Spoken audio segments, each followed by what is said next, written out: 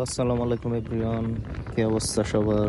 তো আজকে আমি আমার বন্ধু মিলে ঘুরতে চলে গেলাম জিয়া উদ্যান কিংবা চন্দ্রিমা উদ্যান, যেটাই বলেন না কেন।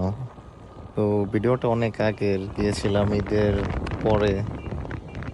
অনেক মানুষের ভিড় ছিল।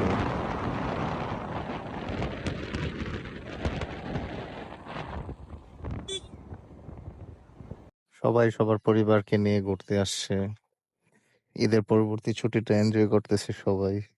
তো দেখে ভালোই লাগতেছে। পরিবেশটা আজকে অনেক শান্ত ছিল, ঠান্ডা বাতাস ছিল, আবহাওয়াটা অনেক কুল ছিল। ঘোরার মতো একটা ওয়েদার ছিল আজকে।